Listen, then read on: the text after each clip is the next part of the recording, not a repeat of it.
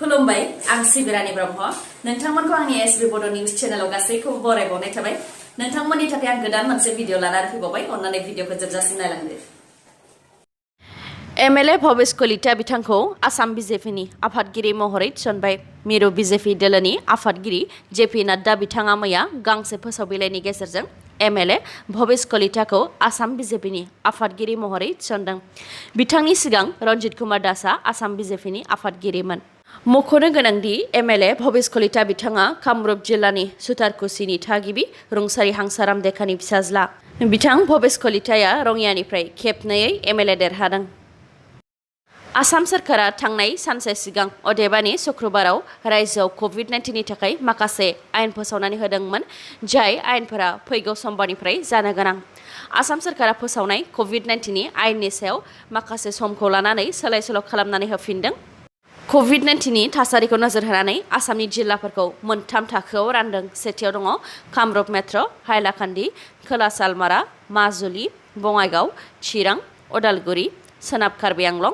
दिमा हासाव आरो चराइदेव बेफोर मोनजि जिल्लाफोराव कार्फिउनि समा मोनाबिलि 5 रिंगानिफ्राय लानानै फुंनि 5 रिंगासिम थागोन बेफोर जिल्लाफोराव मावख' आरो फालांगियारि फसंथानफोरा मोनाबिलि 4 रिंगासिम गेवनाय थागोन नैथियाव दङ बिश्वनाथ मरिगाव आरो गवालपारा जिल्लाफोरजों लोगोसे गलाघाट जिल्लानि बकाघाट साब डिभिजनाव इमार्जेन्सि सार्भिस आरो एसेन्शियेल सार्भिस जेरै गेलामाल दखान बेफोरल' गेवनाय थागोन बेनि अनगायै गासैबो बन्द थागोन थामथियाव दङ बेफोर जिल्लानि अनगायैबो आद्रा थानाय गासैबो जिल्लाफोर जेरै क'क्राझार बाक्सा दरं सनितपुर लखिमपुर धेमाजि डिब्रुगड़ आरो माखासे बेफोर जिल्लाफोराव सानजौफुनि 2 रिंगानिफ्राय फुंबिलि 5 रिंगासिम कार्फिउआ थागोन आरो गासैबो मावख' आरो फालांगियारि फसंथानफोरा सानजौफु 1 रिंगासिमल' गेवनाय थागोन बिटिसिनि गाहाय प्रमद बर' बिथांनि हेंथायै फेसबुकआव पस्ट होनायनि दायाव एफआइआर होजाबाय देतसुं खुंगुर बसुमतारिया मख'नो गोनांदि देतसुं खुंगुर बसुमतारि बिथाङा गावनि फेसबुक एकाउन्टनि गेजेरजों बिटिसिनि गाहाय प्रमद बर' बिथांनि हेंथायै लिरदोंमोन दि बिटिसिनि गाहाय प्रमद बर' बिथाङा क'क्राझाराव गंसे बिल्डिंआव भारा थायो जाय बिल्डिंनि भाराया दानसेयाव 1 लाख रां बे रांखौ बबेनिफ्राय मोनखो बिथाङा गावखौ सादा-सिदा आरो जाख्ल'नायनि हेंथा खामानि मावग्रा दिन्थिनाया नुजासारबाय बिनि सरकारा बिटिआरनि मोनफ्रोमबो खामानिनि थाखाय 30% कमिसन लायो बिटिसिनि चिफ एक्जिकिउटिभ मेम्बार जानायनि बोसोरसेनि गेजेरावनो बिथाङा क'क्राझाराव 4 बिघा हा बायबाय जाय हानि बेसेना 1 कौटि रां आरो किया कार्निभेल गारि बायदों जायनि बेसेना खमसे खम 24 लाख रां राजखान्थिगिरिफोरा सायाव गुबुन आरो सिङाव गुबुन प्रमद बर'आबो बेनि मादावनो सासे बेनिखायनो मेगन खाथेनानै बिथांमोनखौ फोथायनायखौ नागारदो बेबायदि लिरनानै बिथाङा गावनि फेसबुक एकाउन्टनि गेजेरजों पस्ट होदोंमोन बेबायदि लिरनायनि हेंथायैनो इउपिपिएलनि media and information secretary Ayub Hussain मण्डलआ क'क्राझार पुलिस थानानि असिनिसिम देतसुं खुंगुर बसुमतारिनि हेंथायै एफआइआर होदों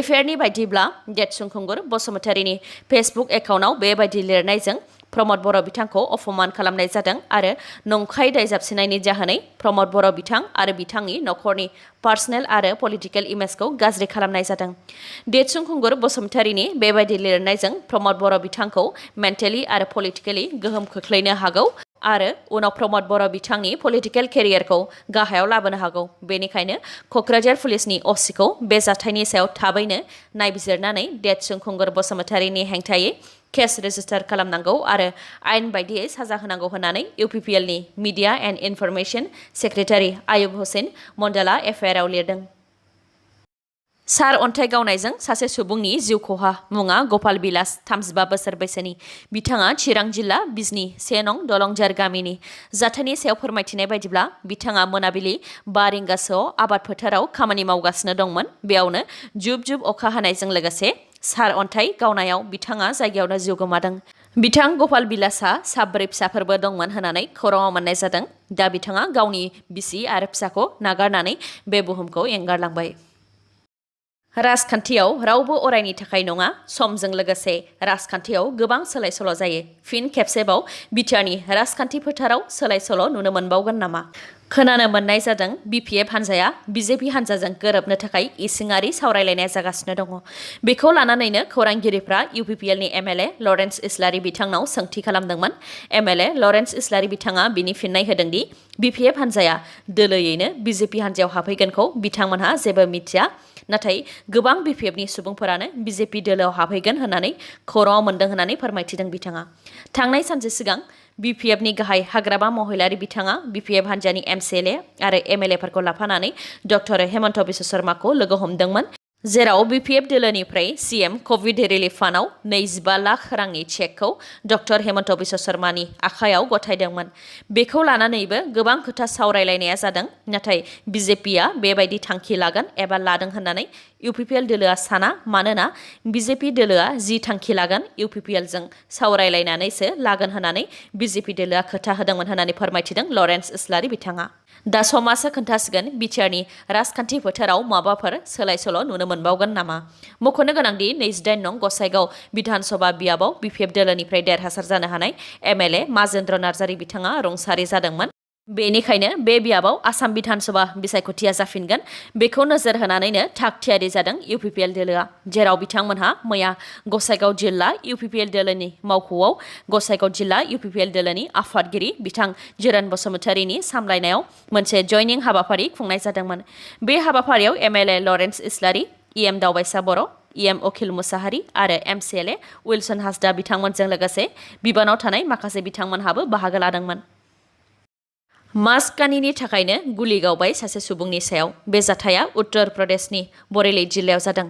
जाथायनि सायाव मिथिहोनाय बायदिब्ला मास्क गानालासे सासे सुबुङा बेंकआव फैदोंमोन। बेयावनो मास्क गानिखौ लानानै बेंकनि सिकिउरिटि गार्ड आरो मास्क गानि सुबुंनि गेजेराव सिगां खोथा दान्थेलायनाया जाग्रोदोंमोन। बेयावनो हरखाबै सिकिउरिटि गार्डआ सुबुंनि सायाव गुलि गावदों, जाय गुलिया मास्क गानि सुबुंनि आथिङाव नांदों।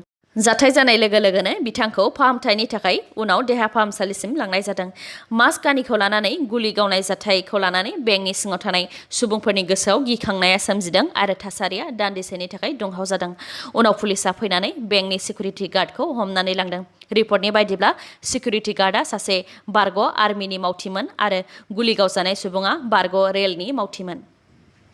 10,000 बर' लाइमोनफोरखौ आर्मि, पेरामिलिटारि फर्स जेरै BSF, ITBP, SSB, CISF आरो CRPF आरो आसाम पुलिसाव थिसननो थाखाय मेम'रेन्डाम गथायदों BTSनि गाहाय प्रमद बर' बिथाङा। BTSनि गाहाय प्रमद बर' बिथाङा सानसे सिगां दिल्लीसिम थांनानै मिरु नखर मन्त्रि अमित शाह बिथांखौ लोगो हमहैदोंमोन।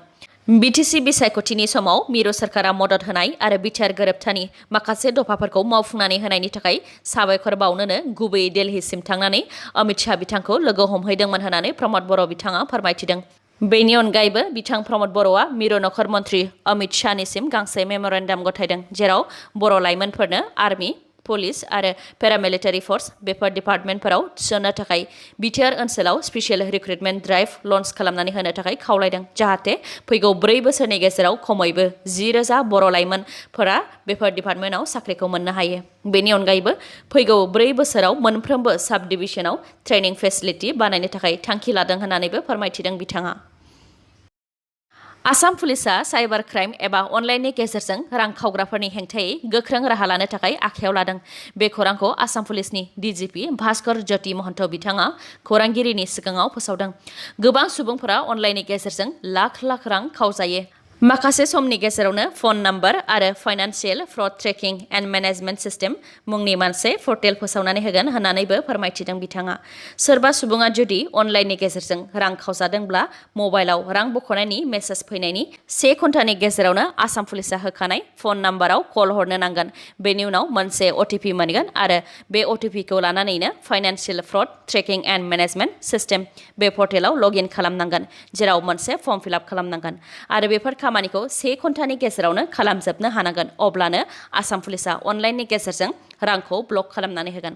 DGP भास्कर ज्योति बिथाङा फोरमायथिबावनाय बायदिब्ला आसाम पुलिसजों फोसावजानाय बे पर्टेला भारतनि गासैबो फिसा गेदेर बेंकफोरजोंनो लिंक दंखायो। बेनिखायनो सोरबा सिखावा अनलाइननि गेजेरजों रां खावनो नाजायोब्ला बे रांखौ गोरलैयैनो ब्लक खालामनानै होनो हागोन।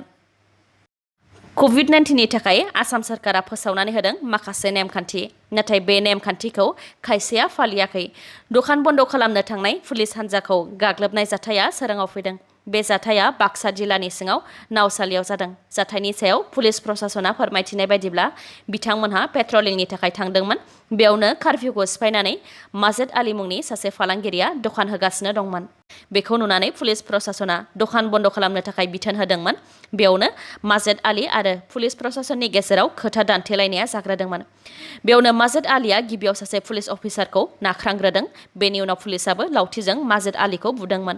बे समावनो नखरनि गासैबो हौवा हिन्जावफोर लावथि, खदाल आरो माखासे सिखा लानानै पुलिसफोरनि सायाव गाग्लोबनो नाजादों। उनाव पुलिसनि हान्जाया बे जायगानिफ्राय जायखारबोनो हादों। बे जाथायजों पुलिस प्रशासननि रावबो जोखोम जायाखैब्लाबो बिथांमोननि गारिनि ग्लास बायदिफोरखौ दुथांफोरा बुफाय बुसि खालामदों। बर' रावा आरोबाव आगानसे आवगायबावबाय। आसाम आयेन आफादाव बर' राव बाहायनायनि थाखाय आसाम सोरखारनि फोसावलाय बायदियै मावख'आरि गासै हाबाफारियाव बर' रावखौ बाहायनो हानाय जाबाय। आसाम आयेन आफादाव एबा आसाम बिधान सभानि गासैबो हाबाफारि जेरै सोंथि सोंनाय, मिथिसार होनाय बायदि हाबाफारिफोराव बर' रावखौ बाहायनो हानाय जाबाय। बेनिखायनो आसाम आयेन आफादनि बर' राव रोंनाय मानगोनां मन्थ्रि आरो सोद्रोमा गासैखौबो फैगौ रांबावजा जथुम्मायाव बर' रावजोंनो जथुम्मानि हाबाफारियाव बाहागो लानो आरो सोंथि एबा बायदि मिथिसारफोरखौ बर' रावजोंनो दैथायनो खावलायदों आसाम आयेन आफादनि बुंथिगिरि बिस्वजित दैमारि बिथाङा। बाक्सा जिल्लानि तामुलपुराव रड एक्सिडेन्ट जानानै सासे सुबुंनि जिउ खहा। गंसे बाइक आरो गंसे अट'नि गेजेराव सौग्रावलायनायावनो बे जाथाया जानो मोन्दों।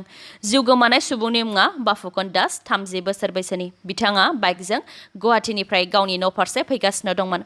उल्था फारसे अट' गारिया तामुलपुरनिफ्राय रङिया फारसे फैगासिनो दंमोन। बेयावनो गंनैबो गारिनि गेजेराव सौग्रावलायनायाव बाफुकन दासनि जिउआ खहा जादों आरो अट'आव थानाय सानैखौ गोब्राब जोखोम जादों होननानै खौरां मोननाय जादों।